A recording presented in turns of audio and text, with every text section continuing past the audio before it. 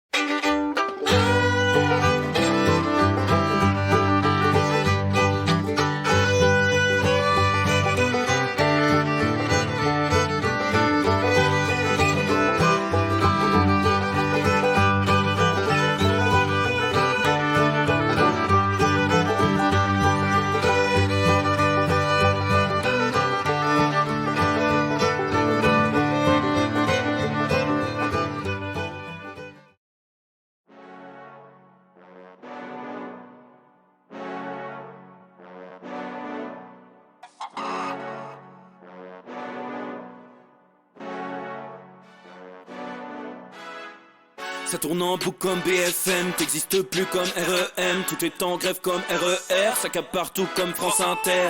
Faut pas croire tout ce qu'on dit à la télévision. Merci YouTube pour la liberté d'expression.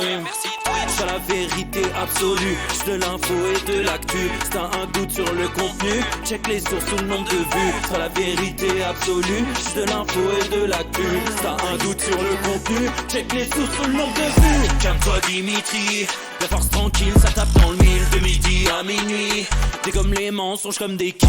Depuis qu'il y a des séances publiques, je veux plus au cirque mais à l'hémicycle. Scandale politique et médiatique, pour rien rater il faut que tu cliques.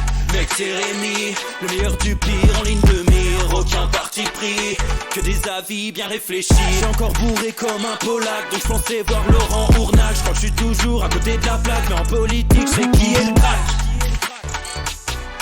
Ouais je sais qui est le crack. Juste milieu. Je crois que je sais qui est le crack. Ça lit des kilomètres de presse pour faire un résumé express. Ça charbonne comme un chinois avec la qualité d'un bavarois. On sera en retraite après notre mort, on sera bouffé par l'inflation. Dans le doute je vais voter Voldemort pour les prochaines élections. Passe de la country à la drill sans transition. C'est pas une bonne idée de me confier cette mission. Si t'aimes pas, dégoûte pas les autres. C'est pas moi qui le dis, moi je suis le roi des pauvres. Pour réfléchir j'ai qu'un euro, mais au moins je tomberai pas dans la fraude. Je le prononce Mittel, comme Angela Merkel. Désolé, je fais ce que je peux, je trouve ma répartie chez Lidl.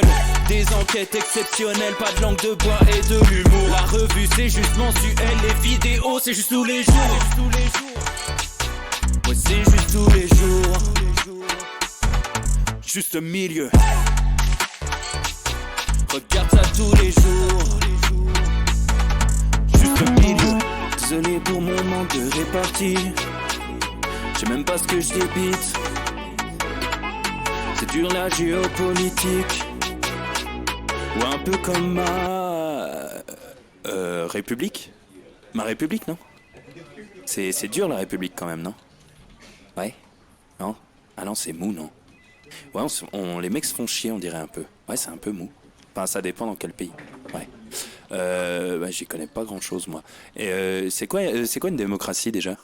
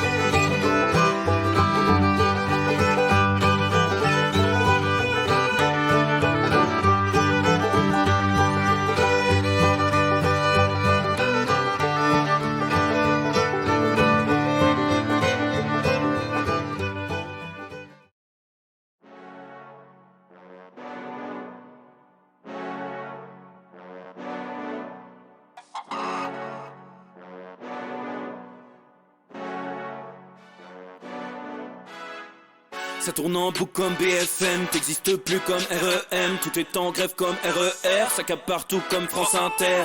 Faut pas croire tout ce qu'on dit à la télévision. Merci YouTube pour la liberté d'expression. C'est la vérité absolue, c'est de l'info et de l'actu. Si t'as un doute sur le contenu, check les sources ou le nombre de vues. C'est la vérité absolue, c'est de l'info et de l'actu. Si t'as un doute sur le contenu, check les sources ou le nombre de vues. Calme-toi Dimitri, la force tranquille, ça tape dans le mille. De midi à minuit, t'es comme les mensonges comme des quilles. Depuis qu'il y a des séances publiques, je veux plus. Messieurs, dames, bonjour à tous, bonjour et bienvenue pour ce nouveau Juste Bistrot, les amis. J'espère que vous allez bien. Est-ce que ça va? Est-ce que vous êtes en forme? Voilà, ça c'est important pour cette nouvelle semaine encore pleine de plaisir, hein. Voilà, tout continue à un rythme effréné, hein, effréné. Voilà, ça va très très vite, on peut le dire, mais on garde le cap, on est tous ensemble. Tu vois, je vais me mettre un coup d'eau. J'ai déjà le rythme dans la peau, on le dit. Voilà les copains, très heureux de vous retrouver pour ce joli mardi 26 septembre 2023 pour votre Juste Bistrot. On est ensemble, beaucoup de choses encore aujourd'hui. On va revenir, on va continuer sur ce qu'on s'est dit hier, parce que c'est vrai que on a parlé, hein, on va parler aussi de nombreux autres sujets, mais je voulais vous parler de Stéphane Bandera. On parlait du néonazisme en Ukraine, mais c'est vrai que j'ai eu le retour de certains d'entre vous qui disaient que mais qui est donc ce Stéphane Bandera, hein, qui était présenté par moments comme le Hitler ukrainien, en tout cas celui qui est aspiré à l'aide. Donc je vous ai retrouvé un petit documentaire, on va regarder ça aujourd'hui, on va faire un petit peu de réac pour remettre un peu toutes les pièces du puzzle dans l'ordre, à savoir qui est à peu près ce Stéphane Bandera. On va replonger dans la Seconde Guerre mondiale, ce qui nous aidera à comprendre à quel point ce qui se passe aujourd'hui est hautement problématique, quand en Ukraine, on peut rendre hommage à ce monsieur-là encore aujourd'hui. Et tout cela dans la veine de ce qu'on se disait hier, ces applaudissements à ce vétéran de la Waffen-SS qui ont eu lieu au Parlement canadien en fin de semaine dernière. Donc on va revenir sur cette page-là. Mais avant ça, beaucoup de choses, hein. On va aller du côté de la Grèce, on va parler de Sophie Binet, on va parler de Giorgia Meloni. Il y a Gabriel Attal qui a pris une branlée aujourd'hui, là au Parlement il y a quelques minutes. On va regarder ça aussi. Enfin, que du plaisir, les amis, et tout ça sur fond, bien sûr, hein, de complotisme validé. Alors là, je sais plus quoi vous dire, parce que hein, regardez l'info, hein, c'est BFM TV qui nous a dit ça aujourd'hui. Bougez pas, je configure le bazar. Comme d'hab, j'ai oublié, tu t'en doutes. Vidéosurveillance algorithmique, le gouvernement évoque une utilisation durable après les JO 2024. Donc, ces caméras à intelligence artificielle qui permettraient, hein, de la reconnaissance faciale et toutes ces choses-là, on nous avait dit non, mais vous inquiétez pas, c'est pour les JO, on teste et après on remet ça à la cave, on remet ça au KGB ou au KGB, on ne sait pas. Et non, finalement, ils ont dit c'est bon. Finalement, on va tester, puis on va les laisser, parce que comme ça va être installé, voilà. Mais ce qui est fou, c'est que ce que je vous dis là ressemble fortement à une évidence. Quand tu changes ta tapisserie chez toi, c'est pas pour l'enlever 2 mois après. Tu dis pas non, mais on essaye juillet, août, et après on la dégage. Bah non, en fait. Si tu le testes, c'est que tu l'installes, c'est que ça engendre des frais, et que tu vas le laisser. Et pour autant, quand on disait ouais, il va encore y avoir une entourloupe et ils vont les laisser et les JO ne sont qu'une excuse, là on disait c'est du complotisme. Donc moi j'avoue que je fais tous les efforts possibles pour essayer de démêler le vrai du faux, mais là j'y arrive plus, hein. Là je sais plus, parce que tout ça, normalement, c'était censé être complotiste, et apparemment non. Enfin, apparemment, ça se valide, tu vois? Donc je sais pas, enfin, là, il faudrait, on l'a dit hier, hein, il faut vraiment que les fact-checkers reviennent, parce qu'on est paumés, hein. On est paumés sans eux, hein. Faut qu'ils viennent nous dire, qu'est-ce qui s'est passé? Est-ce qu'ils se sont plantés, au moment de dire que c'était du complot? Est-ce que hein? Parce que ça fait beaucoup de choses quand même, hein. Ça commence à faire beaucoup, hein. Donc entre ça, on a quoi? On a Christine Lagarde, hein, à la tête de la BCE, qui a reconnu, c'est aussi tombé aujourd'hui, qui a dit que l'euro numérique qui arrive, donc si vous voulez, la crypto-monnaie européenne, ne serait pas complètement anonyme. Bah oui.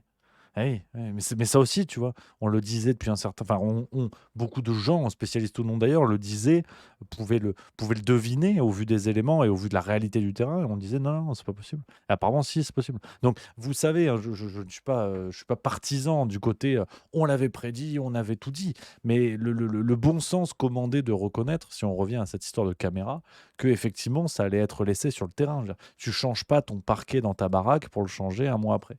Et bon, bah, là, voilà, là, ça continue. Donc c'est vrai que,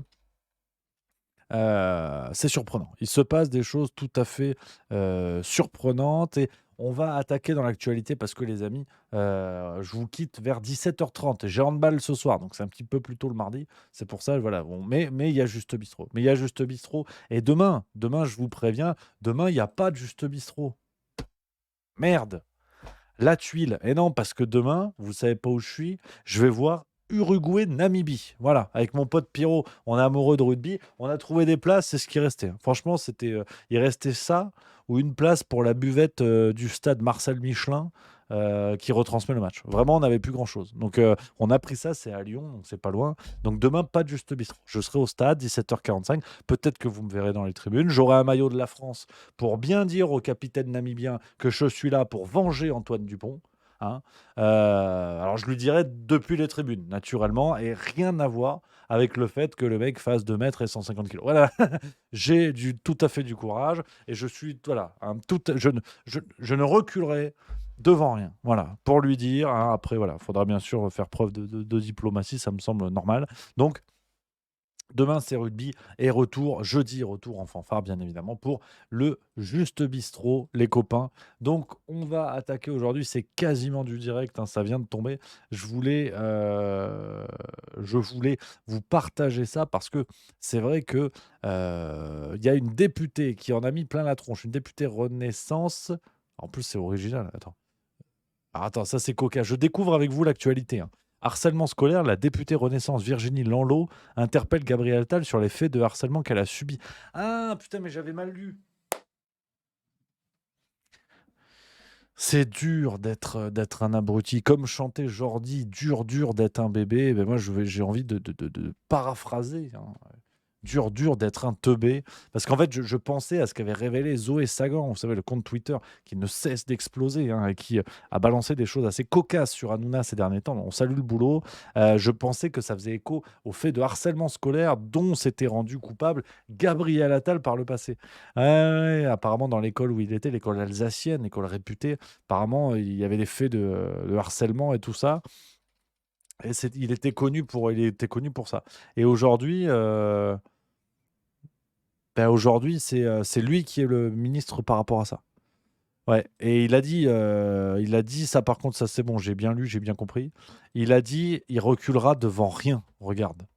Marion, 13 ans. Evaël, 11 ans.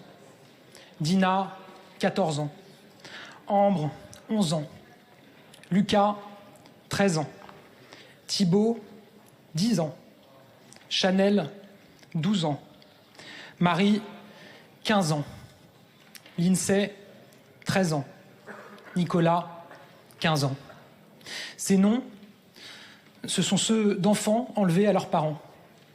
Ce sont ceux d'élèves enlevés à leurs enseignants. Ce sont ceux de jeunes enlevés à leur pays. Par un fléau, le harcèlement scolaire. Ce fléau, il ne connaît pas de frontières. Ce fléau, il tue. Voilà, Et bon, quand ferme ta gueule, je peux plus le blairer lui non plus. C'est hallucinant. Il commence à, tu vois, pourtant je dois rester calme, hein. Mais parce que quand même, on est des gens sérieux. Mais lui pareil, hein.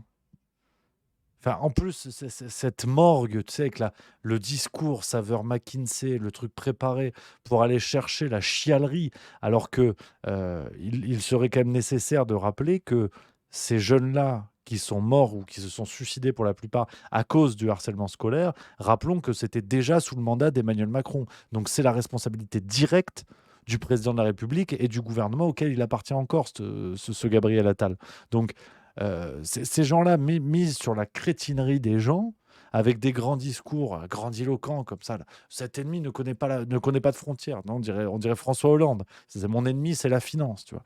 Euh, mais bon, enfin, Gabriel Attal, je veux dire, sincèrement, il croit vraiment qu'il va réussir à faire oublier les choses, alors que c'est au cours de l'action de ses prédécesseurs sous Emmanuel Macron qu'on a pu assister au drame qu'il énumère là. Donc, c'est de la cagolerie terrible menée par des bas de plafond qui sont des gens puants, je veux dire, qui sont des gens puants au regard de leur parcours. Un Gabriel Attal qui ne sait pas de quoi il parle quand il parle d'école publique, il n'y a pas mis les pieds là-dedans, à tel point qu'il voulait, et vous savez, on en a parlé dans la farce tranquille il y a 2 semaines, il ne connaît tellement pas ça qu'il envisageait d'aller dormir 2 nuits dans un lycée et de vivre dans un lycée pour montrer son action d'être sur le terrain. C'est un immense guignol. C'est un immense guignol qui nous fait regretter des ministres passés qu'on a pu avoir. Pensez quand même même Najat Vallaud-Belkacem, si vous voulez, me semble cohérente. Et je sais que celle-là, elle est dure. J'ai une molaire là qui est en train d'hurler. Elle est compliquée à sortir cette blague, mais enfin cette phrase, c'est pas une blague. Justement, ça y ressemble, mais c'est pas ça. Mais c'est hallucinant. C'est hallucinant. Gabriel Attal, qui est un bambin de la politique, qui prend comme ça de grands airs avec un jeu d'acteur, qui ferait passer la mort de Marion Cotillard pour un chef-d'œuvre qui mériterait un César. Et on voit, on doit se trimballer cet oiseau-là. C'est une catastrophe. C'est vraiment une catastrophe. Donc, il faut quand même se rappeler, on va pas faire 8 heures là-dessus, mais que on le sait, ça a été décrypté à moult reprises, que Emmanuel Macron s'entoure d'ignards de la politique et d'incompétents notoires pour, par jeu de contraste, faire bonne figure. Aujourd'hui, on le voit, Gabriel Attal est politiquement, je ne parle pas de l'homme, est politiquement un abruti. Un abruti qui ne sait pas de quoi il parle, qui passe d'un ministère à l'autre en quelques semaines, en quelques heures d'ailleurs, et qui vient le lendemain de sa nomination, ou le surlendemain, vous expliquer exactement ce qu'il fait, comme s'il maîtrisait ses dossiers, qu'en une nuit, il avait tout travaillé. Ces gens-là sont des crétins qui feraient de piètres cadres dans une PME de province. Il faut quand même le rappeler. C'est-à-dire que ce sont des Parisiens bourgeois issus de l'élite, une élite incestueuse qui ne ken qu'entre elles, qui ne se reproduit qu'entre elles. Gabriel Attal, vous le catapultez dans une PME de province à Sochaux, personne ne le prend au sérieux. Tout le monde le prend pour un fils de bourgeois parachuté qui a eu la chance de faire des bonnes écoles, mais qui ne sait pas ce que c'est et qui, pour lui, un bleu de travail, à la rigueur, c'est le bleu de travail dans la Casa de Papel, hein, dont sont habillés les personnages. D'ailleurs, il est rouge, mais je veux dire, c'est ça une tenue de travail pour lui. Un ouvrier, c'est dans les Sims, quoi, c'est dans les jeux vidéo, c'est pas ce que c'est. Donc, il ne faut pas oublier la médiocrité de ces gens-là, qui certes, bien habillés, avec un costume de coupeuse bien taillé, donnent une impression comme ça de pouvoir, une impression d'exister. Mais en vérité, ce sont des immenses pompes à vélo. Et quand là, en plus, on joue par le discours de la mort de ces jeunes-là à cause d'une inaction gouvernementale qui est la leur, c'est carton plein, hein. Je sais pas quoi vous dire, mais c'est carton plein. Donc non, ça me sidère. Énorme pompe à vélo. Je commence à avoir l'idée, hein, de la cérémonie des golden pompes à vélo en fin d'année, parce qu'il y a un truc à faire. Il y a un truc à faire. Faudrait remonter les archives de toutes leurs conneries, mais c'est assez zinzin. Donc, les amis, j'en profite pour remercier. Merci à Deustal pour le sub 8e mois. Merci beaucoup à Monocile62 subprime. C'est un tout nouveau. Merci beaucoup. Merci également à Papang89 subprime 9e mois. Merci à Naya Nina subprime 3e mois. Merci beaucoup. À Barbatruc 3 14e mois de subprime. C'est magnifique. Merci. Skunk Kamikaze subprime 5e mois. Zad39 sub 5e mois. C'est magnifique. Merci les amis. Merci à vous. Donc, on continue là-dessus parce que on continue sur les actualités, on balaye un petit peu, on ratisse large, j'ai envie de vous dire. Mais c'est vrai que Gabriel Attal, sincèrement, immense gland. Politiquement, j'entends, voilà, toujours le travail, pas les hommes. Merci à Le Prince du Lac également, sub 16e mois, et l'Indien 954, sub 7e mois. Alors, j'ai vu dans le chat les copains, je ne sais pas, faut que je lui envoie un message. J'ai vu l'histoire, vous parlez de Nicolas Vidal, qu'est-ce qui s'est passé? J'ai pas encore eu contact avec lui. Je vais lui écrire bien évidemment dès qu'on finit l'émission. Qu'est-ce qui s'est passé avec l'ami Vidal? Apparemment, il va faire une émission spéciale demain, si je dis pas de conneries. Ils lui sont encore tombés dessus niveau censure. Je sais pas trop ce qu'il en est. Si quelqu'un a des infos dans le chat, je regarde ça de près avec grand plaisir, les amis. À suivre aussi là-dessus. Donc on continue les copains. Salut à tous, hein, je vois tous les copains qui s'installent, qui sont là. On va aller du côté de la Grèce. Alors, rien à voir, hein, avec, Gérard Larcher, bien sûr, hein, bien évidemment. Je peux me moquer, on est dans la même équipe, hein. C'est-à-dire on n'est pas dans l'équipe des gagnants du 100 mètres, hein, comme on dit. On va aller du côté de la Grèce, le pays, bien sûr, avec une actualité qui a été évoquée dans Libération et dans La Croix. J'ai pris les 2 articles, je voulais vous en parler parce que c'est fou comme l'histoire se répète. Les hasards font bien les choses et les hasards ne connaissent pas de frontières. C'est quand même assez dingue. Un ancien banquier de Goldman Sachs à la tête de la gauche grecque. La gauche grecque a-t-elle trouvé son Golden Boy? C'est en tout cas le surnom donné à Stéphanos Kashlakis, homme d'affaires qui a passé la majorité de sa vie aux États-Unis et nouveau président de Syriza. Ce novice en politique de 35 ans a récolté 56% des voix à la présidence du parti dimanche. Donc pour l'instant, il a été nommé à la tête du parti Syriza. Si je ne dis pas de bêtises, c'était d'Antonio Samaras, on est d'accord. Et ouais, qui avait une belle percée sous le gouvernement de Tsipras, c'est bien ça. Euh, donc déjà, bon, un gouvernement anticapitaliste, une ligne politique assez claire, avec un ancien de Goldman Sachs. En France, ça sonne comme du déjà vu. Chez nous, hein, un ancien de la banque d'affaires Rothschild, hein, ça nous parle. Ça nous parle. Merci à Silpanam75 pour le subprime. 8e mois, ça c'est sympa. On a un petit peu plus d'infos dans le journal La Croix, hein. Là-dessus, je voulais vous en parler. Inconnu en Grèce il y a quelques semaines encore, ex-trader de Goldman Sachs, Stéphanos Kashlakis a été élu dimanche 24 septembre à la tête du parti de gauche Syriza. Alors j'aimerais quand même qu'on s'arrête 30 secondes là-dessus. Ex-trader de Goldman Sachs, élu à la tête du parti de gauche Syriza. Ex-trader de Goldman Sachs, élu à la tête du parti de gauche Syriza. On est bon, hein? Voilà, je pense qu'on va pas passer 3 heures là-dessus. Je pense que ça semble assez clair. Alors, on parle de la politique grecque. Bien sûr, tout ne se vaut pas. Les scènes politiques sont différentes d'un pays à l'autre. Mais ça sent pas bon. Je vais pas vous mentir, ça sent pas bon. Je veux dire, quand tu vas chez McDo, t'as pas besoin d'y aller 14 fois pour savoir que c'était de la merde. Un banquier d'affaires qui intègre un parti de gauche et ou un gouvernement de gauche, aïe aïe aïe, caramba. Voilà. Non, je suis pas serein. Je vais pas vous mentir, je suis pas serein. Ouais, non, la dernière fois qu'on a vu ça, avec ce banquier d'affaires chez Rothschild, qui devient ministre de l'économie de gauche, la blague n'est pas là. Ouais. Ich bin mitigieren. Je suis mitigé. Là, franchement, on y croit moyen à la salade. On y croit moyen à la Macédoine, mais enfin, à la Grèce, du coup. T'as compris la géographie. Affaire à suivre là-dessus. Et je suis tout à fait curieux. Alors, on continue dans les actualités que je voulais évoquer avec vous. On reparlera, hein, de l'ami Kashlakis, hein, à mon avis, qui veut dire Kaslantienne en grec, hein, qui est une expression. On reparlera de l'ami Kashlakis bientôt. On va surveiller ça de près, voir un petit peu ce que ça donne. En attendant, on va du côté de la vraie gauche, enfin la vraie gauche. Voilà, des syndicats qui n'ont pas défendu les travailleurs au moment du pass Covid, mais bon, voilà, après, c'est la vie, hein, c'est la vie, on a envie de dire. Est-ce la vida, hein? C'est Sophie Binet. Sophie Binet qui était dans l'opinion aujourd'hui et elle nous a régalé. Ah, elle nous a régalé. Enfin, elle nous a régalé. C'est un savant mélange entre Marine Tondelier, pour le côté femme dynamique, à la tête de son parti politique, en l'occurrence là d'un syndicat, mais entre Marine Tondelier et comment qu'il s'appelle, on l'a déjà oublié, Gérard Martinez, son prédécesseur avec la moustache, tu vois.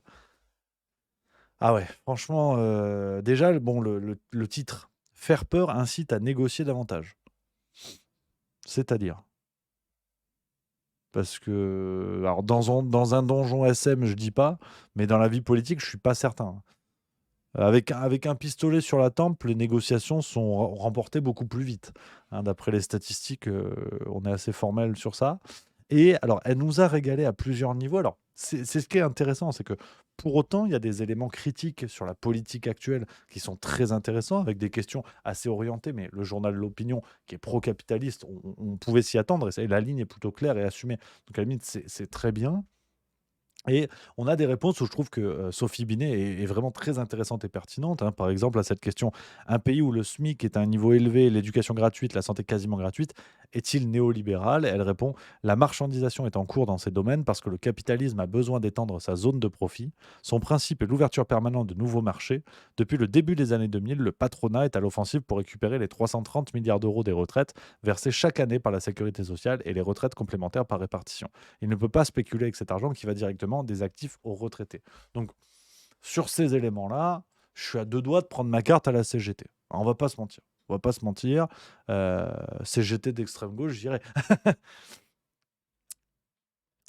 Et après, le problème, c'est qu'il y a d'autres choses. Le problème, c'est qu'il y a d'autres choses. Et à un autre moment, j'ai pas compris. Faut que je vous retrouve. Je vais vous trouver ça. Donc, il y a cette phrase, hein, faire peur aux patrons les incite à négocier davantage. Et il y a une phrase où, sincèrement, qu'on soit de gauche et ou d'extrême gauche, je ne veux pas trop la situer, on va dire, de ce pan-là de la carte. Je pense que Sophie Binet n'est pas non plus, hein, une soutien de Marine Le Pen. Mais bon, qu'on soit gauche, extrême gauche, c'est une chose. Mais on a le droit, je suis formel, on a le droit d'éviter la caricature. Ouais. Parce que là, il y a quand même une question, c'est un petit peu abusé. Hein, il y a le journaliste dit, lors de la fête de l'UMA, vous ne distinguez pas petits et grands patrons, vous parlez de gens cupides. Et Sophie Binet répond, accrochez-vous à votre string, je n'ai pas dit que les patrons sont cupides, j'ai dit que les ultra-riches sont cupides. D'ailleurs, c'est pour cela qu'ils sont riches. Hein, je vous montre, hein, la question, elle est là, c'est celle-là. Suivez mon curseur. Là, j'ai pas compris. Là, j'ai pas compris parce que sincèrement, qu'on soit opposé au patron et au capitalisme, j'entends, c'est une ligne politique, pourquoi pas. Bon, après, quand on est à la tête de la CGT, voilà, il y avait aussi des histoires de pognon, comme quoi tu peux jouer avec du pognon sans être capitaliste. Mais bon, passe encore. Par contre, de faire le procès en cupidité aux ultra-riches, c'est un poil caricatural. Tu as le droit d'être au SMIC et d'être totalement radin. Il faut quand même qu'on soit d'accord là-dessus. Et je trouve ça un petit peu dommage. Il y a des éléments très intéressants dans l'interview, vraiment, je vous invite à le lire. Mais l'ami Binet se saborde un petit peu quand même par moment. Se saborde un petit peu par moment avec ce genre de déclaration qui, à mon avis, nuisent complètement au travail de la CGT et au rôle politique et social de la CGT, dans la mesure où cette guerre ouvrier-patron, dans la mesure où la gauche politiquement s'est désintéressée des ouvriers et a perdu un peu le contact avec cette frange-là des travailleurs, ça devient un petit peu compliqué. Je veux dire, la guerre ouvrier-patron n'a plus de sens. Est-ce qu'on peut penser sérieusement qu'un ouvrier de PME en France est une sorte de bourgeois au niveau des Rothschild, si vous voulez? Je ne suis pas certain, si tu veux. Je suis quand même pas certain. Alors, il y a Pierre 31 678, je m'y attendais à celle-là, qui me dit cupide et radin, ça n'a rien à voir. Effectivement, tu as raison de me reprendre, mais même ça, il peut y avoir des gens cupides chez les pauvres. C'est pas une question de fortune, c'est pas une question de capital. Donc je trouve que lier les deux, pour moi, est extrêmement caricatural. Et au fond, on s'en branle. Dire, je ne suis pas certain que les ouvriers passés, si on y va par grande case, je ne suis pas certain que les ouvriers passés par petits, comment dire? Les ouvriers, à partir du moment où ils atteignent un certain salaire, disent: «Non, non, c'est bon, là, j'en veux plus, j'ai assez d'argent». Peut-être que beaucoup de gens, par éthique, sont, sur ça. En revanche, la caricature est grossière. La caricature est vraiment grossière. Et si on est un ouvrier cupide, on ne devient pas ultra riche par magie simplement parce qu'on est cupide. Au bout d'un moment, je suis un petit peu mitigé. Un petit peu mitigé. Mais bon, après, voilà, dire le fait d'être cupide, avide d'argent, c'est quand même la définition, je pense qu'on peut s'accorder là-dessus. Je trouve ça vraiment caricatural et je crois que la CGT n'a pas besoin de ça pour rassembler aujourd'hui. Pour moi, alors c'est peut-être un peu une fixette, mais elle a raté le coche du Covid où il n'y a pas eu de défense des droits des travailleurs, pas de défense sérieuse, c'est-à-dire que la question n'était pas tant de s'opposer complètement aux mesures sanitaires, mais quand même de se faire la voix des travailleurs qui, pour certains, ont perdu leur boulot à cause de ces mesures-là, que ce soit dans les hôpitaux et ailleurs. Donc, Je trouve ça un petit peu dommage de jouer avec des caricatures comme ça et de ne pas assumer ou en tout cas de ne pas, se faire plus présent, sur d'autres domaines. Mais bon, je suis toujours délicat, toujours en délicatesse comme ça, mais c'est vrai que des clichés, on peut en avoir partout. Il y a l'ami Volker Schulze, je le taquine comme d'hab. Je le ou je l'ai d'ailleurs, je veux pas dire de bêtises, parce que je ne sais pas ce que ça veut dire Volker Schulze, qui dit: «C'est ça, tous les votants RN ne sont pas racistes, mais tous les racistes votent RN». Ah, ça fait toujours plaisir. Ça fait tout non, mais c'est bien, faut se lâcher. C'est aussi le juste bistrot, faut déconner aussi, hein. Et il y a Seb, c'est en réponse à Seb 76600 qui nous dit: «Les cupides ne sont pas tous ultra riches, mais tous les ultra riches sont cupides». Alors, pour le coup, je trouve que c'est une connerie. C'est le côté bistrot, hein. Je te donne mon avis. Je suis pas du tout d'accord avec ça. Mais vraiment pas du tout. Là, sincèrement, non. Ça ne veut absolument rien dire. Mais bon, mais pourquoi pas, hein, pourquoi pas. Merci à Julien 54620 qui vient de se prendre 14e mois. Et on a Casdu qui nous dit relis Marx et le besoin d'accumulation primitif. Oui, je vois les notions où tu vas aller, mais même avec un fonds marxiste, d'ailleurs, il faudrait savoir encore si c'est celui de Sophie Binet, mais c'est un autre débat. Même avec un fonds marxiste, je ne comprends pas cette déclaration-là, si tu veux. Je trouve elle est assez bête, en fait. En vrai, elle est assez bête et on n'attend pas la CGT là-dessus. On n'attend pas la CGT là-dessus parce qu'aujourd'hui, je le disais tout à l'heure, le patron de PME en province qui galère avec l'inflation, avec la hausse des coûts sur les matières premières et compagnie, on en connaît tous autour de nous. Vous n'allez pas m'expliquer que simplement parce qu'il est patron, il roule sur l'or et c'est bien fait pour lui. Faut arrêter les conneries. Pour moi, beaucoup de syndicats ont à gagner, alors, sans devenir le MEDEF, on est d'accord, mais ont à gagner en commençant à ouvrir les bras aux petits patrons, justement. Parce que les grilles de lecture marxistes, bien sûr, elles sont extrêmement intéressantes, extrêmement brillantes et pertinentes, et elles nous éclairent encore aujourd'hui.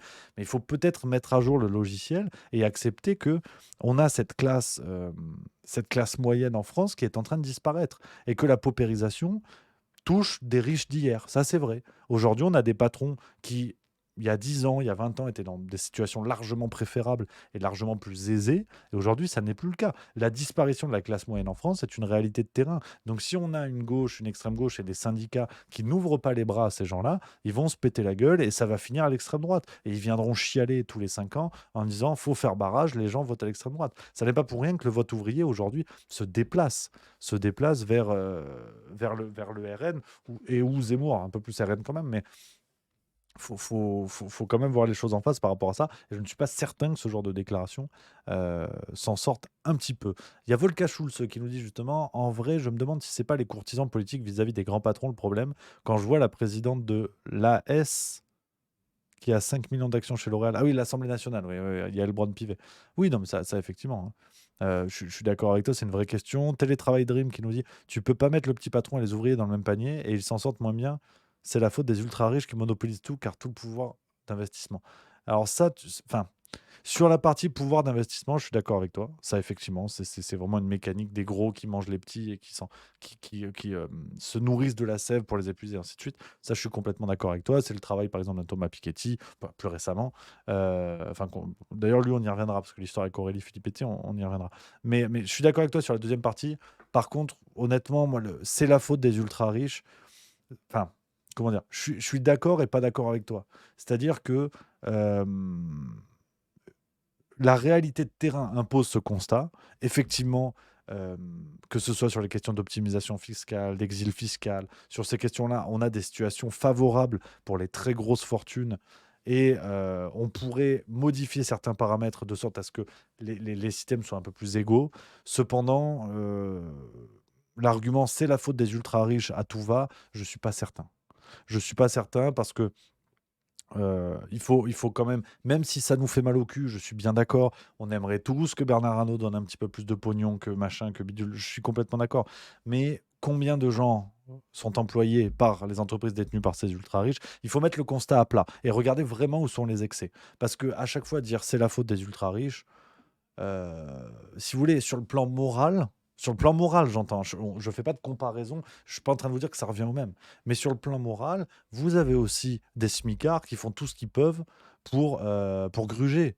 Pour gruger la CAF, pour gruger des choses comme ça. Sur le plan moral, c'est la même chose. C'est-à-dire que je rejoins Sartre là-dessus, sur la définition du salaud.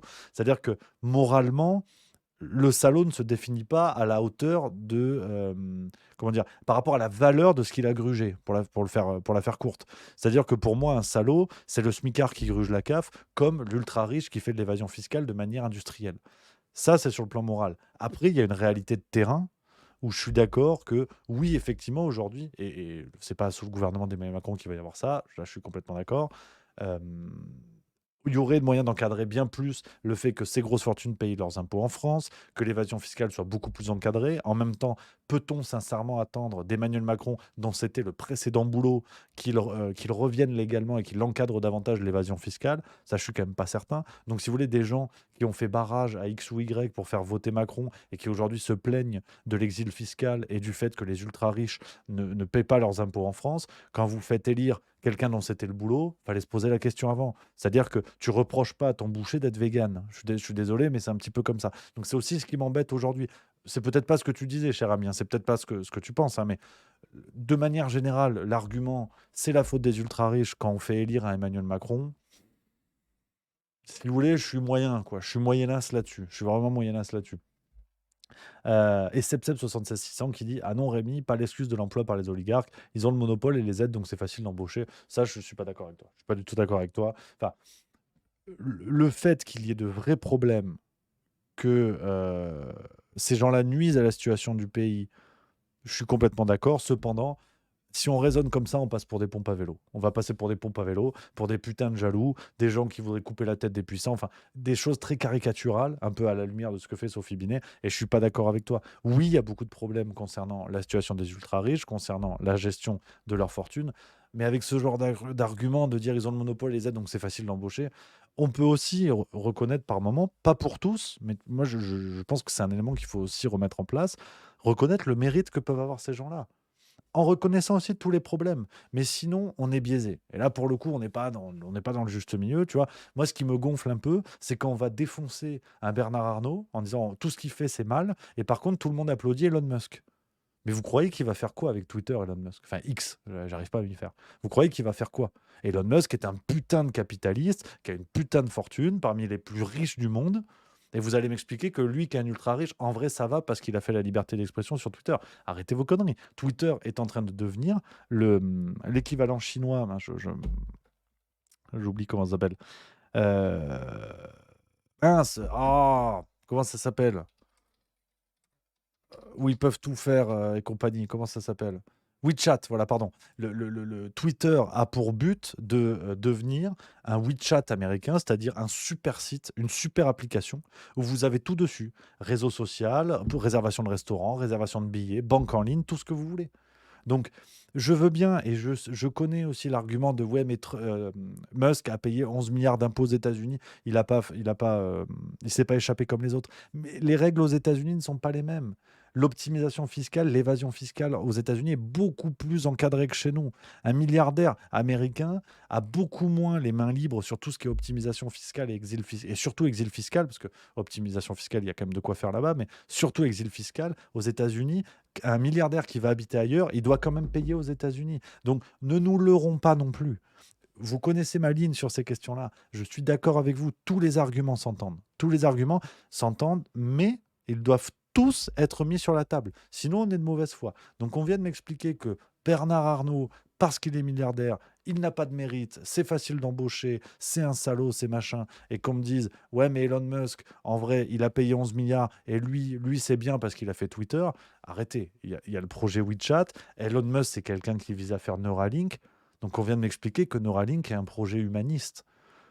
C'est là où je pense quand même qu'il faut remettre les choses en place, les copains. Je pense qu'il faut vraiment qu'on soit cohérent sur ces questions-là, parce que sinon, on va se faire enfumer pendant des années et des années. Vous allez avoir à chaque élection des candidats de tous bords, d'ailleurs, qui vont vous faire des promesses incroyables. On va taxer les riches, on va machin, on va bidule. Mais en fait, tu vas faire bubule, comme d'habitude. Donc, même, si vous voulez, peut-on penser sérieusement qu'un Mélenchon, ou même Le Pen, qui par moment parle un petit peu de ça quand ça lui chante, peut-on penser sérieusement qu'un Mélenchon aurait taxé les riches? Est-ce que vous y croyez vraiment? Ceux qui sont soutiens de Jean-Luc Mélenchon ou qui peuvent croire en ces promesses-là, est-ce que vous croyez franchement que Mélenchon va arriver et appliquer ce qu'il dit sur ces taxes-là? Vous avez vu l'accueil qui a été réservé à Mélanie par rapport à ça? Mais on se met le doigt dans le pif. On se met le doigt dans le pif. Parce que on a toute une chaîne qui fait que tout ça n'est que du vent pour enfumer du citoyen et après dire ah ben on va faire barrage pour voter Macron. Mais attendez, vous faites un programme où vous dites on va défoncer les ultra riches, on va encadrer tout ça et vous vous appelez à voter Macron. On n'est pas sérieux. On n'est pas sérieux. Donc voilà. Marcel Zoran qui m'a vu. Mélenchon n'a Mélenchon n'a jamais dit de voter pour Macron au deuxième tour. Vous savez comment faut faire pour m'énerver. Donc voilà, au bout d'un moment, puis c'est vrai que si j'étais de mauvaise foi, je pourrais vous dire qu'un Mélenchon veuille taxer les riches quand on voit la taille de son patrimoine. Du coup, est-ce que lui, par exemple, vous le considérez comme riche, par exemple? Après tout, c'est aussi une question, tu vois? C'est aussi une question. Donc moi, si tu veux, bon, sur ces questions-là, je trouve qu'on se laisse un peu trop enfumer par des égards qui sont très français, en l'occurrence. C'est-à-dire qu'on déteste ceux qui ont du pognon, sauf quand c'est nous. Et là, franchement, cette ligne, je suis pas fan. Je suis pas fan parce que elle est de mauvaise foi et c'est l'une des lignes qui fait qu'on se fait enfumer depuis des années et on arrive avec un Emmanuel Macron qui déboule, qui déboule, qui déboule au pouvoir. Donc, voilà, je suis pas certain, quoi. Je suis pas certain, je suis pas vraiment à l'aise avec ces idées-là. Et même sur les ultra riches, moi, je signe et persiste, ce n'est que mon avis. Et je vois certains qui bondissent par rapport à ça. Pour moi, il y a une notion de mérite euh, sur les ultra riches, certaines aventures industrielles, par exemple sur des entreprises de famille. On doit aussi, du coup, poser la question de l'héritage, où on a des gens qui n'ont rien branlé, qui ont juste un nom de famille et qui héritent de ces empires-là. Quand je vous dis qu'il faut mettre tous les éléments sur la table, je le fais bien volontiers. Mais je pense que pour moi, on a des aventures industrielles françaises qui sont formidables. C'est la famille Peugeot, c'est Michelin et compagnie. Et là encore, on peut pas être, comment dire, de bonne foi si on vient chialer en disant Macron vend tous les trésors de la France à d'autres pays alors qu'on ne reconnaît pas le mérite à certains de ces trésors d'être justement des entreprises certes ultra-capitalistes, mais qui sont des trésors de la nation et de notre histoire. C'est là où je trouve qu'il y a trop d'ambivalence, alors qu'on peut tous se mettre d'accord, je pense, sur ces constats-là, de oui, il peut y avoir du mérite, pas pour tous, pour certains, oui. Ah mais Volker Schulze, soyez sympas aussi les copains. Je mets volontiers les nuances. Volker Schulze, tu me dis quel mérite tu as à hériter. Je viens de le dire. Donc si vous voulez, si vous me posez des questions sur des choses que je dis, on va pas y arriver. Je mets expressément tous les éléments sur la table pour vous montrer un peu le niveau de nuance qu'on peut y mettre. J'explique que le fait d'hériter, effectivement, pour certains, bah, ils ont juste un nom de famille. C'est ce que je viens de dire. Donc par contre, ne me reprenez pas sur des choses que je dis, sinon ça va devenir un petit peu compliqué. Euh, donc, voilà. Et alors, il y a qui dit, je trouve qu'il apporte, c'est intéressant comme élément, qui dit les ultra riches ne mangent pas plus que 3 fois par jour. Les problèmes sont plus structurels et c'est un piège que d'être obnubilé par eux. Je suis tout à fait d'accord avec toi. Voilà, je suis d'accord avec toi. Euh, euh, Oh, Twitch Chat, alors c'est vrai, c'est un élément historique aussi, comme quoi, c'est bien, c'est intéressant. Michelin, Le Sueur, L'Oréal, ceux qui finançaient la cagoule, effectivement, Seconde Guerre mondiale, ça fait partie de tous ces éléments-là. Le grand capital qui a été l'allié de beaucoup de problèmes historiques, on va dire.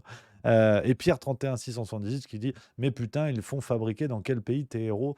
Mais calme-toi déjà. Je veux pas te faire de procès, hein, cher ami, cher Pierre. Mais ça, c'est l'hystérisation de la politique. Je ne ferai pas, une fois de plus, ce procès de dire c'est l'hystérisation LFI, mais au bout d'un moment, je n'en peux plus, sincèrement, de ces députés, pour tout le monde, je ne dis pas de parti spécifique, de ces députés qui viennent mettre de l'huile sur le feu en expliquant aux Français que le problème vient des ultra-riches, alors que les mecs roulent à 7000 balles par mois. Arrêtez, quoi. Arrêtez les conneries. Bien sûr qu'il y a plein de problèmes sur le capitalisme, sur les endroits de production, sur tout ça. Mais c'est globalisant. C'est tellement globalisant qu'on en devient bête. Si on réfléchissait comme ça, c'est-à-dire à toujours prendre l'aspect négatif d'une chose pour expliquer la chose, il n'y aurait plus de nuances, il n'y aurait plus de complexité, et le monde serait extrêmement simple. C'est-à-dire, bah, vous prenez une grande entreprise, elle a fabriqué un truc en Chine, ce sont des salauds. Merci.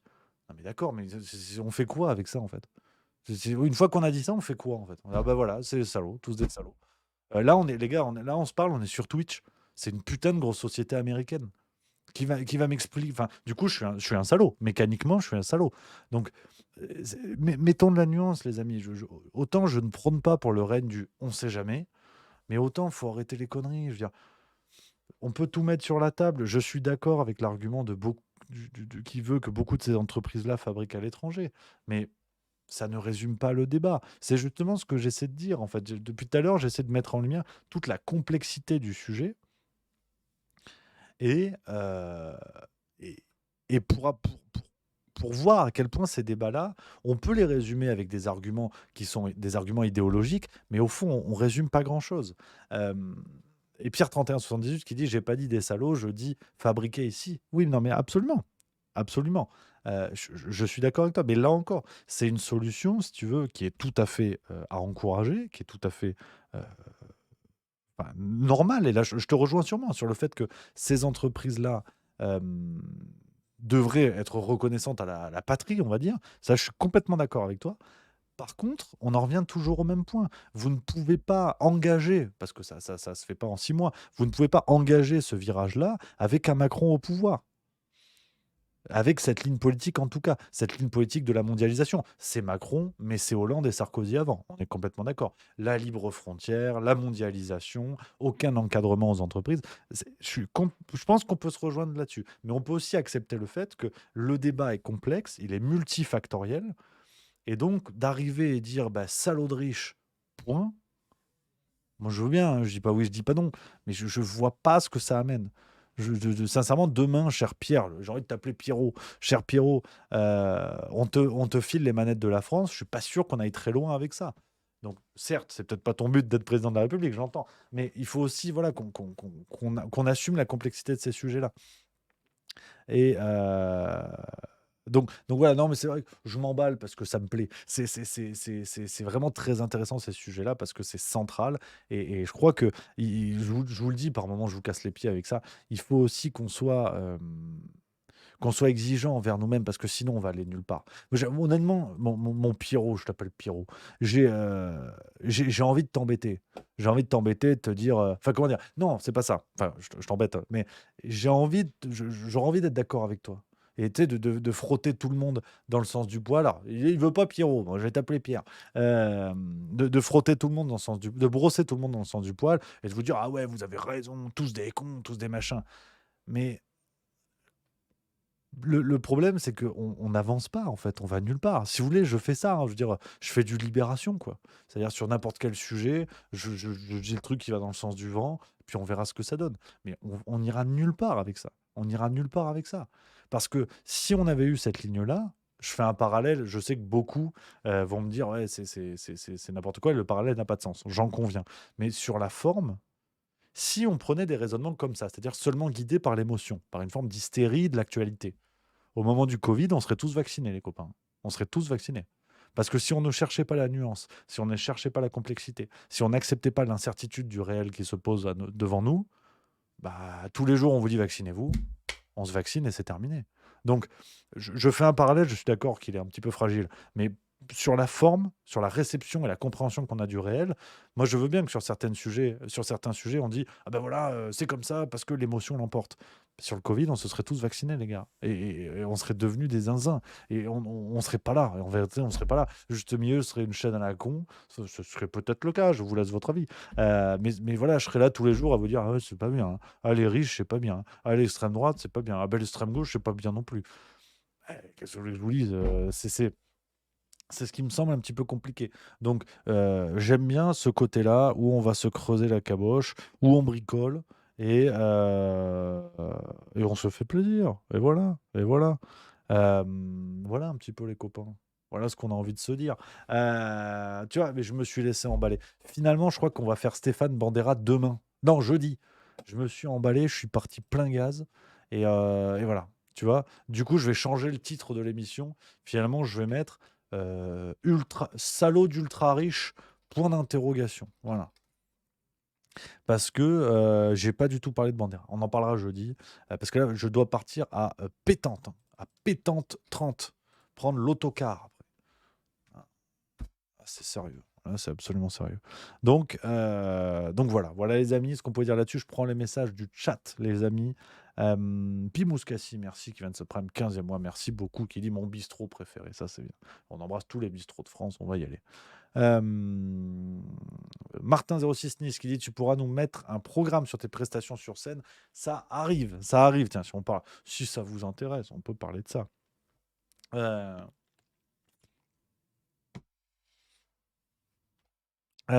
Ça arrive, voilà, l'université d'été rigolante, ça m'a bien plu, on s'est vraiment régalé et ça m'a permis de tester 2 sketchs qui seront dans le spectacle. Là, j'ai testé à l'heure actuelle 50 minutes environ de spectacle. J'aimerais qu'il fasse autour de 1h10, 1h20, surtout 1h20. Donc tout est écrit, tout est clair dans ma tête, je sais exactement ce que je vais faire et il y a Evan Stamplar qui dit: «Rémi qui s'embourgeoise avec tous ses produits dérivés et qui veut plus qu'on s'en prenne aux riches». Mais là-dessus, je vous l'ai dit, de toute façon, je suis très clair sur la ligne, les amis. Avec Juste Milieu, on gagne du pognon. Jamais de la vie, je vais vous cacher le truc et dire: «Ah putain, c'est une galère et tout». C'est une entreprise. Avec vous, je suis tout à fait transparent là-dessus. C'est une entreprise. On veut gagner du pognon pour financer tous les projets qui vont arriver, le spectacle, on va acheter du matériel, des choses comme ça. Et c'est vraiment tout le but du jeu. Donc sur ça, peut-être qu'effectivement, ça y est, la Suisse et tout. Putain, excuse-moi, c'est Bernard Arnault. Oui, oui, Bernie. Ouais, comment ça va? Excuse-moi. Ouais, Oui, yes. Le jet privé. Ouais, lequel? Ton 8e, t'en veux plus? Bon, bah vas-y, hein. Ouais, ouais, ouais. Gare-le sur le toit de ma baraque. Non, celle à Los Angeles. Bah non, ouais, à Los Angeles, parce que à Madrid, j'ai vendu, ça me faisait chier, je comprenais rien avec leurs histoires de tapas, casser les couilles. Ouais, impeccable. Ouais, voilà, tu me déposes ça ce soir. Voilà, tu mets du. Hein? Tu fais le plein? Hein? T'es sympa? Allez, voilà, je t'embrasse, Bernie, hein. Ciao, ciao. Voilà, bisous. Ciao, ciao, ciao, ciao, ciao. Voilà, excusez-moi, c'était. Voilà. Non, mais je veux dire, moi, je suis resté simple, hein. Je veux dire, c'est le plus important, hein. Je veux dire, au petit-déj, je mange de l'ours, hein, c'est tout, hein. Je fais gaffe, hein. Fourré au foie gras, ouais. L'anus d'ours au foie gras, c'est. Non, mais c'est important d'avoir des goûts simples, hein. Ouais, non, je veux dire, faut rester modeste, hein. Non, mais plus sérieusement, non, sur ça, honnêtement, les copains, je veux surtout pas vous expliquer que c'est une galère, que c'est une tannée, que machin et tout. On fait tout en sorte, là d'ailleurs, le 2 octobre à 18h, on a une grande annonce. On a justement un nouveau projet qui arrive et on s'arrête pas en plus, hein. Cette année, on aura envoyé du bois, hein. Et là, 2 octobre, on a un grand truc qui va arriver. Ce sera réservé pour les membres de la Terre du Juste Milieu. C'est ceux qui sont inscrits à notre newsletter gratos. Et là, qui veut la paix prépare la guerre. C'est le résumé de ce projet. Je ne peux pas vous en dire plus. Donc, je vous disais pour le spectacle, voilà, tout est calé dans ma tête. Au départ, c'est vrai que je voulais faire des premières dates de rodage sur la fin d'année, mais c'est un peu serré. C'est un peu serré. Alors non, ça n'est pas une revue. 7763 qui dit ça, non. Ça n'est pas une revue, justement. Là, avec justement Monsieur Le Banquet, on est super content, on a des super retours. Et on est sur un autre projet, ça n'est pas une revue. Et ça n'est pas le spectacle. Qui l'eût cru? Non, mais c'est. Il y a Twitch de Sam qui dit: moi, je crois que ce qu'on veut en sketch, ce qu'on veut, un sketch en exclu pour les abonnés. On peut, hein. Moi, j'ai des vidéos, hein. J'ai des vidéos, hein, du sketch, hein. Je peux mettre quelque chose, hein. Là, il est 16, j'ai un petit peu de temps, hein. Je peux, comme ça, tu vois, ni vu ni connu, je peux vous mettre un cadeau comme ça. J'ai la vidéo, hein. Là, je l'ai, elle est sous les yeux. Là, c'est bluffant, hein. C'est bluffant, hein. Moi, je trouve que je pourrais. Donc, peut-être que je peux vous mettre 1 minute comme ça pour voir, tu vois? 1 minute, parce que pas tout le sketch, faut pas déconner. Mais, c'est possible. Donc, non, mais voilà, je veux dire, les gens sont exigeants, les gens veulent comme ça. C'est pas. Faudra venir voir tout le spectacle. Peut-être que c'est de la merde, hein. Je sais pas, hein. Mais en tout cas, ça arrive. Donc, fin d'année, à mon avis, ça va être tendu. Mais, mardi. Mardi, mais je suis complètement. Pourquoi mardi? Et j'ai le cerveau qui a complètement débloqué. J'ai dit mardi. C'est pas pourquoi. Non, 2024. C'est 2024 que j'allais dire. Début 2024. Je suis complètement fumé. C'est hallucinant. Mardi. Ouais, non, j'ai dit mardi, ça n'a aucun sens. Donc non, début 2024, il est possible qu'on ait une première date. Voilà. Attendez, je vous donne pas encore le bled exactement. On est en train d'organiser. Il est possible que la toute première, qui sera vraiment un rodage, hein, vraiment un rodage complet, ce serait dans le coin de, que je vous dise pas de conneries, ce serait dans le coin de Lons-le-Saulnier, pas loin des Rousses, la station de ski des Rousses. Il est possible qu'on ait une salle qui puisse se débloquer par là. Je ne sais pas si vous êtes dans le coin, mais il est possible que la première date qu'on fasse de rodage, ce soit dans le secteur. Voilà. Pas loin de Lons-le-Saulnier, pas loin de Les Rousses, Clairvaux-les-Lacs. On n'est pas loin de ce coin-là. C'est tout à fait possible. C'est tout à fait possible, les amis. Mais en tout cas, ça arrive. C'est sûr et certain. Ce sera sûrement pas fin 2023, mais ça va arriver fin 2024. Début 2024. Début 2024. On est prêt. J'ai hâte en fait de faire ça. Et vous le savez, la logique, c'est réaliser ce petit rêve-là, si ça peut plaire aux gens, surtout si ça peut plaire aux gens, et surtout de vous rencontrer, de faire un vrai événement de communauté juste au milieu, ça va être quelque chose. Ça va être quelque chose. Donc, si déjà vous êtes dans le secteur, en plus ça peut être pas mal. Allez, je vous mets 1 minute et demie. Je vous mets 1 minute et demie, comme ça, t'as compris, hein? Petit sketch que j'ai testé. Je vous mets pas tout, hein? Attention, hein? Attention. Allez, hein? Allez, on teste. Allez, on essaye. C'est un des sketchs qu'il y aura dans le spectacle. Le déguisement n'est pas encore à jour, je vous le dis, hein. Mais l'Eurovision en 2035. Allez, je vous le mets, c'est pour vous. On est entre nous, bouge pas.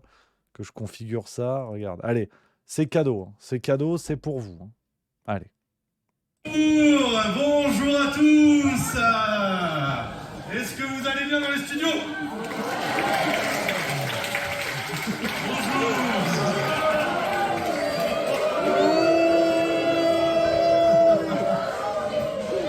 Formidable, les aléas du direct.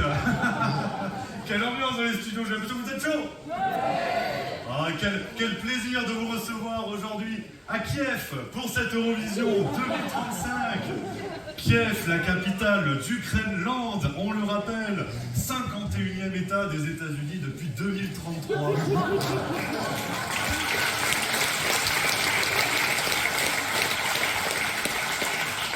C'est un vrai plaisir d'être avec vous, d'autant plus que ce soir, belle soirée, hein. La France qui a toutes ses chances, on le rappelle, avec Golden Dragon, notre petit chouchou, hein. On va y revenir, vous inquiétez pas. C'est vrai que le but ce soir, Cocorico, pour la France, c'est de faire oublier la performance de l'année dernière, où nous avions fini 42e sur 37 pays participants. Voilà, c'est assez regrettable, je crois qu'on peut le dire. Et aujourd'hui, la France a toutes ses chances. Et pour l'occasion, le président de la République qui a fait le déplacement, hein, on le voit à l'écran, le président de la République, formidable, magnifique dans sa robe Chanel, tout à fait saillante. Brigitte Macron, toujours aussi impeccable. Quel plaisir d'être tous ensemble. Et on le redit, Golden Dragon, qu'on ne présente plus, qui nous représente aujourd'hui. Alors, parcours incroyable, un artiste aux 1000 facettes, qui a commencé dans les cuisines du McDonald's de Montélimar. Tout à fait curieux, et qui a été le premier individu à se faire greffer le pénis sur le front. Tout à fait magnifique, absolument, et à se revendiquer depuis Triceratops. Voilà, c'est le petit bonbon. 2 minutes 30, j'avais dit. C'est le petit bonbon. C'est le début, hein. C'est la première fois que je faisais ce sketch, hein, que j'ai écrit il y a 3-4 mois. C'est le début, hein. Je fais la trompette, mais je fais pas la trompette. En fait, je me chie dessus. Concrètement, c'est une catastrophe. Donc, voilà, les amis. J'espère que ça vous a plu. C'est le début, hein. C'est le début du bordel. Le début du bordel. Donc, si ça peut vous plaire, la tournée. En fait, l'idée, pour finir là-dessus, après, je vais bientôt vous abandonner, les amis. L'idée, en fait, c'est qu'on puisse caler au moins 3-4 dates assez vite. Et si possible, en vadrouillant assez large, quoi. Ce serait pas mal, tu vois, Montpellier, Dijon, ce serait pas mal. Là où j'ai pu faire des premières parties avec Stéphane, ce serait très, très chouette. Et la première date, en fait, elle est pas loin. Elle est pas loin de Lausanne. Et c'est une salle qui pourrait se débloquer assez fastoche. C'est possible. Donc, On croise les doigts, mais voilà. Et puis, ce qu'on veut aussi, c'est de le préparer suffisamment à l'avance pour que tout le monde puisse s'organiser, qu'on puisse vous le dire, voilà, au moins un mois et demi avant. Voilà, donc dites, hein, si c'est de la merde, n'hésitez pas à le dire dans le chat, hein, justement. Il faut le dire maintenant parce que sinon, je vais le faire. Donc, ce serait con de faire une tournée. Alors, c'est vrai que je vois des gens, il y avait beaucoup de personnes âgées, mais c'était enfin, et pas que, mais c'était à l'université d'été rigolante où j'ai fait le sketch. Donc voilà, c'est sûr que c'est pas l'école des jeunes. Mais bon, c'est la vie, c'est comme ça. Donc voilà un petit peu les amis, j'espère que ça si c'est une cata, vous le dites, hein. Si c'est une cata, vous le dites. Et oui, c'est moi qui ai écrit, j'ai tout écrit tout seul pour l'instant, tout le spectacle. C'est tout seul comme un grand. Après le problème, c'est que voilà et il y a Marcel de Rock, qui est un habitué, c'est vrai qu'il dit: «Ça s'entend à ta voix que tu es tendu». Ah oui, je vais pas te mentir, ouais. Mais c'est le début du truc, c'est et je bouge beaucoup, ouais, ça c'est vrai. Ça, on va régler un petit peu tout ça. Donc voilà un petit peu les copains, ce qu'on pouvait se dire aujourd'hui. Je pense qu'on a fait le tour. Je pense qu'on a fait le tour, les amis. J'espère que, vous avez passé une bonne émission. Voilà, vous avez passé une bonne émission, ça c'est le plus important. Et puis voilà les amis. On va se retrouver, alors je vous l'ai dit, pas demain, parce que demain c'est rugby. Demain, je suis du côté, de Lyon pour le match et puis on se retrouve jeudi. On se retrouve jeudi les amis, voilà un petit peu ce qu'on peut se dire, les copains. Que du plaisir. Que du plaisir. Merci d'avoir été là, les amis. Je vous embrasse. On se retrouve jeudi sans faute, en pleine forme. Vive la rigolade et vive la France. Allez, bonne soirée.